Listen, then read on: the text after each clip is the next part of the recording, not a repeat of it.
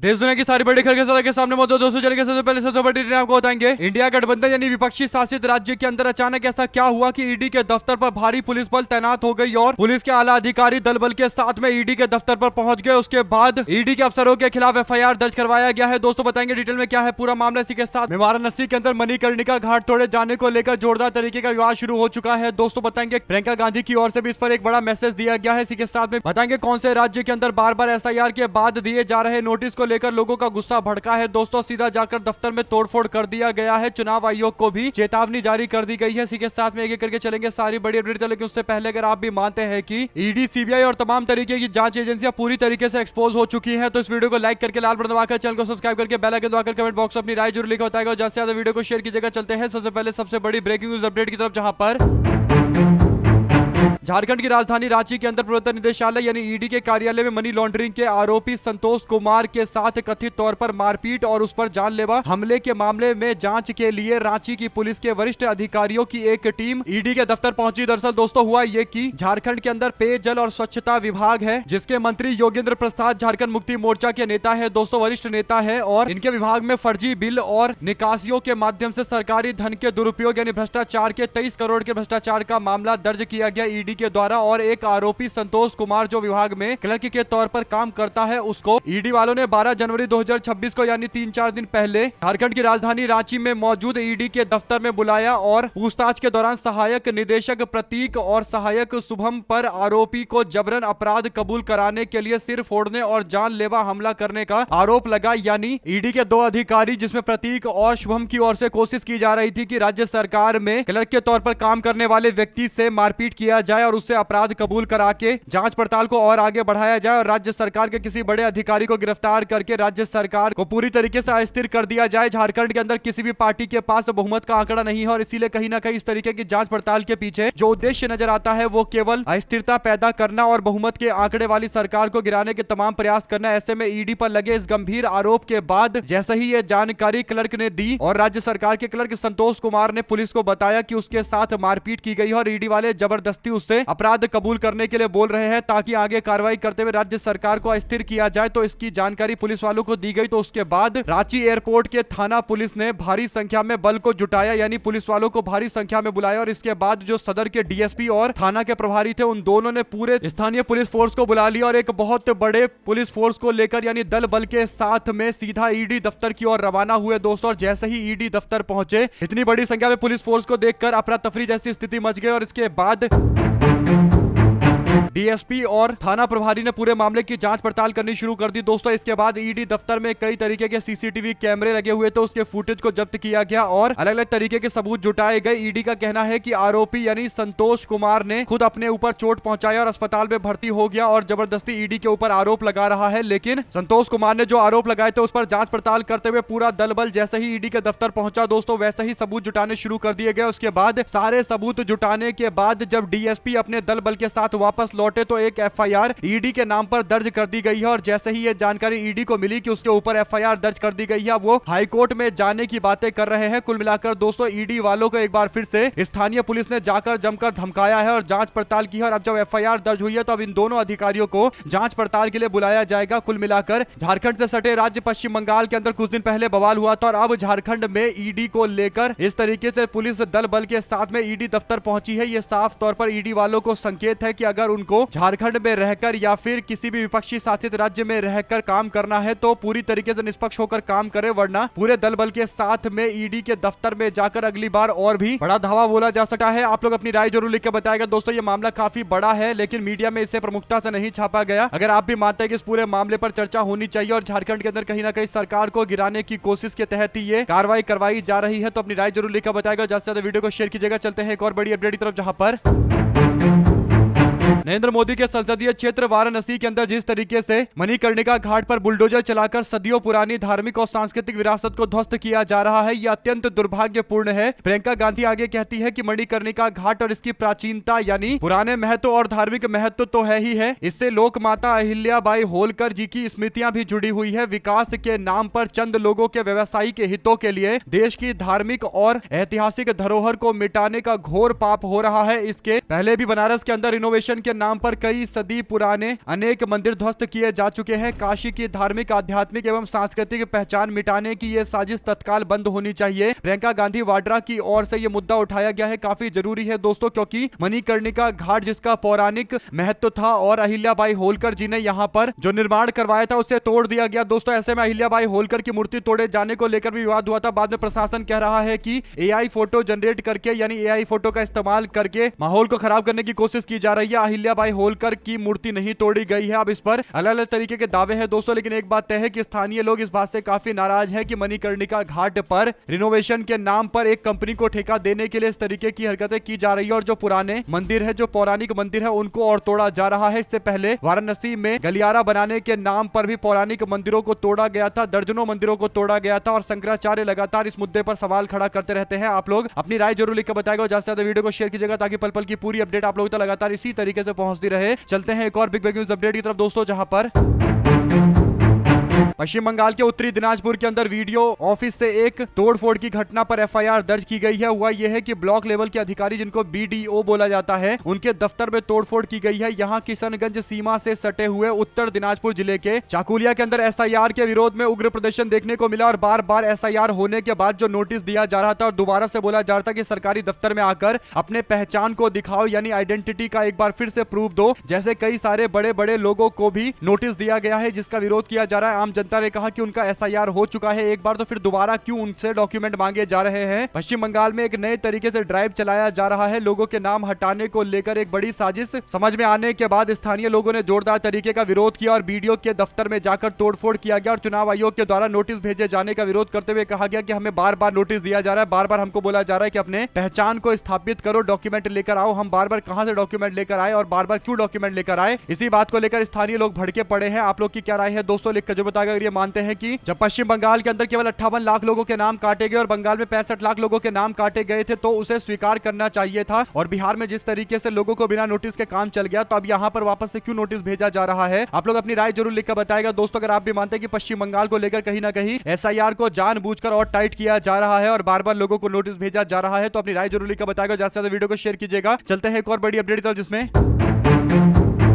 भारतीय चुनाव आयोग ने पश्चिम बंगाल के मतदाता सूची के मसौदे पर आपत्ति और दावों पर सुनवाई के दौरान तृणमूल कांग्रेस के राज्यसभा के सदस्य समीरुल इस्लाम को नोटिस जारी किया है। जानकारी मिली है कि इस्लाम को तार्किक विसंगतियों के मामले में यानी लॉजिकल एरर के मामले में सुनवाई का नोटिस दिया गया है। वर्तमान मतदाता सूची यानी अभी की जो वोटर लिस्ट है उसमें उनके पिता का नाम 2002 के वोटर लिस्ट से मेल नहीं खा रहा। 2002 में पश्चिम बंगाल में मतदाता सूची जो थी उसमें अंतिम संशोधन किया गया था और उनके पिता के नाम अलग पाए गए हैं, यानी 2002 वाली लिस्ट और अभी 2026 वाली लिस्ट में अंतर पाया गया है। समीरुल ने सुनवाई को लेकर बताया कि उन्हें नोटिस दिया गया है। इस्लाम सुनवाई के लिए नोटिस पाने वाले दूसरे टीएमसी के सांसद बने हैं। इससे पहले पश्चिम मिदनापुर जिले के घाटला निर्वाचन क्षेत्र के पार्टी के 3 बार के लोकसभा के सांसद अभिनेता से राजनेता बने दीपक अधिकारी उर्फ देव को भी इस तरीके का नोटिस भेजा गया था। वो कुछ दिन पहले भी सुनवाई के लिए पेश हुए थे। सुनवाई केंद्र के बाहर आने के बाद उन्होंने चुनाव आयोग से अपील की कि मतदाताओं, खासकर जो विशेष हमारे वरिष्ठ नागरिक है, जो सीनियर सिटीजन है, उनको सुनवाई के नोटिस जारी करके उनकी मुसीबतें ना बढ़ाई जाए और समझदारी और संवेदनशीलता से काम किया जाए। कुल मिलाकर सांसदों को अगर इस तरीके का नोटिस दिया जाएगा तो लोगों में एक गुस्सा देखने को मिलेगा दोस्तों। और ये जो अटैक हुआ है उत्तरी मिदनापुर के अंदर, कहीं ना कहीं आंख बंद करके लगातार लोगों को नोटिस दिए जाने से जुड़ा हुआ मामला है। जब बड़े बड़े अधिकारी, जिसमें 2 सांसदों को अब तक नोटिस जा चुका है, तो आम जनता को तो कितनों को नोटिस गया होगा और लगातार आ रहे नोटिस को लेकर विवाद तो बढ़ेगा ही बढ़ेगा। आप लोग इस पर क्या राय देना चाहते हैं लिखकर जरूर बताएगा। ज्यादा से ज्यादा वीडियो को शेयर कीजिएगा ताकि पल पल की पूरी अपडेट आप लोगों तक लगातार इसी तरीके से आगे भी पहुंचते रहे दोस्तों। चलते हैं एक और बिग न्यूज अपडेट की तरफ, जहां पर एनसीपी एसपी यानी शरद पवार गुट के नेता रोहित पवार बोले कि बीएमसी के चुनाव के दौरान जिस बूथ पर मेरे को नाम मिलना चाहिए था उस बूथ पर मेरे को नाम नहीं मिला और अलग अलग दूर दूर बूथ पर मेरे नाम मिले, और ऐसे कई लोगों ने मुझे बताया कि उनके नाम दूर दूर जगह पर मिले हैं और ऐसा इसलिए किया जा रहा है ताकि हम लोग वोट ना कर पाए। ईवीएम मशीन पर 15 मिनट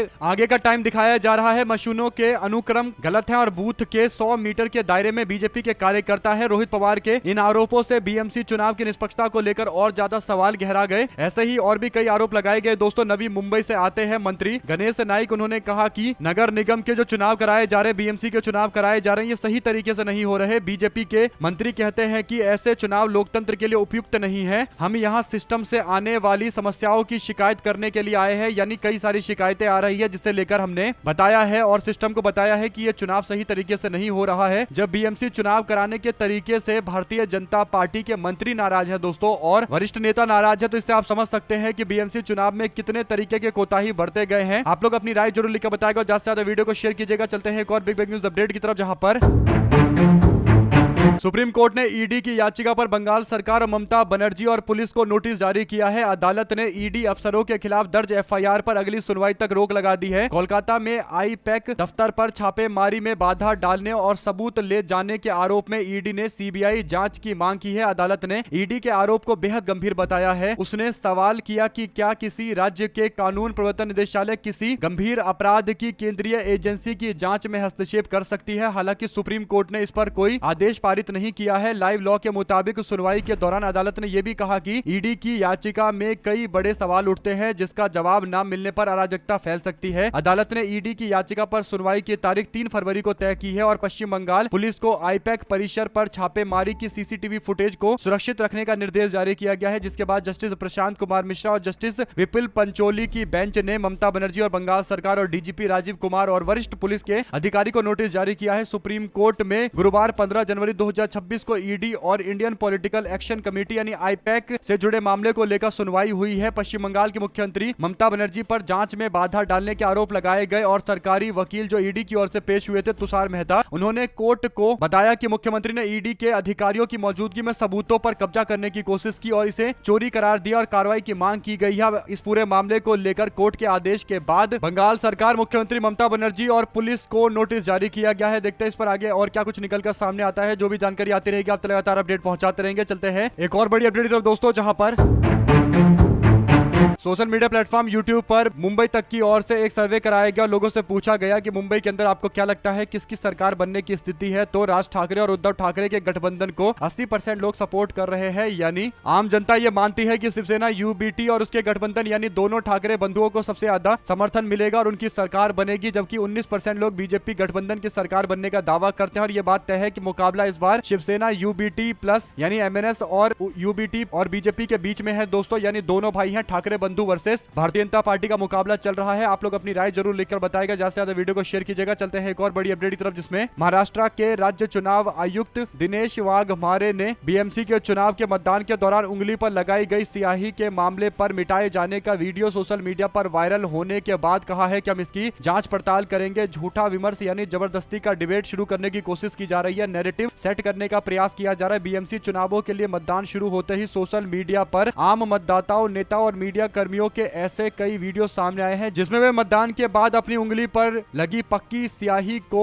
एसीटोन से मिटाते हुए दिखाई दे रहे हैं। एसीटोन का इस्तेमाल आमतौर पर नेल पॉलिश को हटाने के लिए किया जाता है। इस पूरे मामले पर राज्य के निर्वाचन आयुक्त वाघमारे ने कहा कि पक्की स्याही को सूखने में समय लगता है, उसे मिटाना नहीं चाहिए। उन्होंने संवाददाता सम्मेलन में बताया कि कोरेस कंपनी की मार्कर स्याही 2011 से इस्तेमाल की जाती रही है और स्याही का रासायनिक संरचना भी सही है। उन्होंने मार्कर स्याही मिटाने के वायरल वीडियो की जांच करने और झूठा विमर्श यानी नैरेटिव फैलाए जाने का आरोप लगाते हुए कार्रवाई करने की धमकी दी है। और ऐसे एक दो नहीं बल्कि दर्जनों वीडियो देखने को मिले हैं दोस्तों। देखते हैं क्या कोई कार्रवाई करेंगे या फिर केवल नैरेटिव को धुंधला करने के लिए यानी नैरेटिव के सामने ये बताने के लिए कि ये गलत है, ताकि लोगों को लगे कि हो सकता है कि अथॉरिटी के लोगों ने इसकी जांच की हो। लेकिन अब अथॉरिटी पर भी सवाल उठता है कि वो इस बात को जस्टिफाई करे कि जो इंक है वो नहीं हट रहा था। अपनी राय जरूर लिखकर बताएगा। ज्यादा से ज्यादा वीडियो को शेयर कीजिएगा दोस्तों। चलते हैं एक और अपडेट की तरफ, जहां पर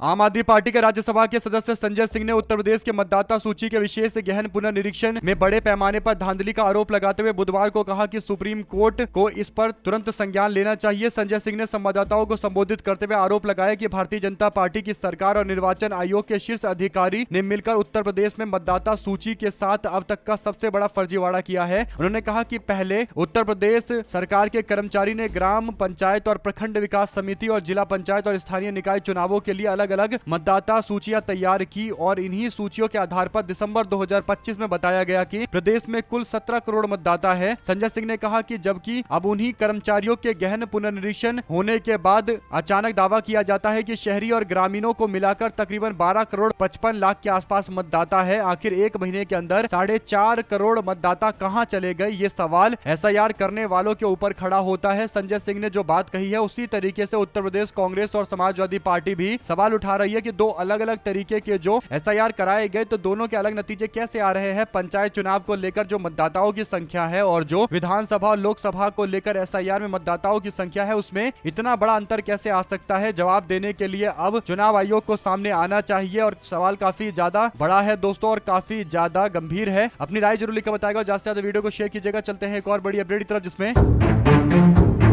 दिल्ली में भारतीय जनता पार्टी के मंत्री कपिल मिश्रा का वीडियो जो सामने आया था। दोस्तों कपिल मिश्रा ने एक वीडियो जारी किया था आतिशी का, आम आदमी पार्टी के नेता विपक्ष और पूर्व मुख्यमंत्री आतिशी का, और दावा किया था कि आतिशी ने सिख गुरुओं का अपमान किया है। कपिल मिश्रा के द्वारा जो वीडियो जारी किया गया उसकी जांच पुलिस प्रशासन ने जांच की है और जालंधर के कोर्ट ने आदेश जारी किया है। फोरेंसिक जांच में जो वीडियो है वो डॉक्टर्ड पाया गया है, यानी वीडियो के अंदर मिलावट की गई है। आतिशी का वीडियो कुछ और था और उससे अलग तरीके से रिप्रेजेंट करने की कोशिश की गई और ये दिखाने का प्रयास किया गया कि आम आदमी पार्टी गुरुओं का अपमान करती है, सिख गुरुओं के खिलाफ है और सिख गुरुओं के खिलाफ बताते हुए आम आदमी पार्टी को बदनाम करने की कोशिश की गई। और जलंधर के अंदर जब पुलिस ने जांच पड़ताल की और कोर्ट में सबूत दिया तो फिर जलंधर की कोर्ट ने आदेश जारी करते हुए हर जगह से वीडियो हटाने के भी आदेश जारी कर दिए हैं। ऐसे में दोस्तों सवाल ये खड़ा होता है कि क्या कपिल मिश्रा के खिलाफ जोरदार बड़ी कार्रवाई की जाएगी, क्योंकि दिल्ली विधानसभा ने जलंधर के बड़े पुलिस अधिकारियों को विधानसभा बुलाया है जांच पड़ताल करने के लिए। आप लोग इस पर क्या राय देना चाहते हैं लिखकर जरूर बताएगा। दोस्तों चलते हैं एक और बड़ी अपडेट की तरफ जिसमें मोदी सरकार ने प्रधानमंत्री इंटर्नशिप योजना शुरू की थी और इसके तहत युवाओं को रोजगार दिलाना था, लेकिन सरकार ने 2025 अप्रैल नवंबर में इस योजना के बजट का सिर्फ 4% पैसा खर्च किया था। बजट का 96% पैसा सरकार इस्तेमाल नहीं कर पाई। कुल मिलाकर मोदी सरकार की एक और स्कीम डिब्बा गोल हो गई है और प्रधानमंत्री इंटर्नशिप स्कीम पूरी तरीके से पिट गई है। साफ है कि इस सरकार के पास ना रोजगार देने का कोई विजन है, ना बेरोजगारी को मिटाने का कोई प्लान है। वैसे ये कोई पहली बार नहीं है, इससे पहले make in India, skill India, smart India और स्मार्ट सिटी के साथ साथ नमामि गंगे और स्वच्छ भारत अभियान, जल जीवन मिशन जैसी स्कीमें भी फुस हो गई हैं। असलियत यह है कि इन स्कीमों की आड़ में बीजेपी सरकार ने सिर्फ अपना खोखला पीआर किया है, करोड़ों का घपला किया है और दबाकर मलाई खाई जा रही है। आप लोग इस पर क्या राय देना चाहते हैं लिखकर जरूर बताएगा। ज्यादा से ज्यादा वीडियो को शेयर कीजिएगा। साथ साथ दोस्तों आपकी मंशा श्रद्धालुओं से विश्वासघात करने की है क्या, ये सवाल पूछ रहे हैं मल्लिकार्जुन खड़गे। मल्लिकार्जुन खड़गे ने दूसरा सवाल करते हुए कहा कि मणिकर्णिका घाट में बुलडोजर का शिकार बनी सैकड़ों साल पुरानी मूर्तियों पर कुल्हाड़ी चलाकर उन्हें मलबे में क्यों डाला गया है, क्या उन्हें किसी संग्रहालय में संभाल कर नहीं रखा जा सकता था। कांग्रेस पार्टी के अध्यक्ष मल्लिकार्जुन खड़गे ने वाराणसी के मणिकर्णिका घाट पर चल रही बुलडोजर वाली कार्रवाई को लेकर निशाना साधा है दोस्तों। और जिस तरीके से पुरानी विरासतों को नुकसान पहुंचाया जा रहा है, इस पर मल्लिकार्जुन खड़गे कहते हैं कि भोंडे सौंदर्यकरण और व्यवसायीकरण के नाम पर बनारस के मणिकर्णिका घाट में बुलडोजर चलाकर सदियों पुरानी धार्मिक, सांस्कृतिक और आध्यात्मिक विरासत को ध्वस्त करने का काम किया जा रहा है। यानी ब्यूटिफिकेशन और कमर्शलाइजेशन के नाम पर पूरी तरीके से मणिकर्णिका घाट को बर्बाद करने की कोशिश की जा रही है और इसका पुरजोर तरीके से विरोध करते उन्होंने कहा कि इससे पहले गलियारा बनाने के नाम पर छोटे छोटे कई मंदिरों को तोड़ा गया, देवालय को तोड़ा गया और अब प्राचीन घाटों की भी बराबरी की जा रही है। इस पर आप लोग की क्या प्रतिक्रिया है लिखकर जरूर बताएगा। चलते हैं एक और अपडेट की तरफ दोस्तों, जहां पर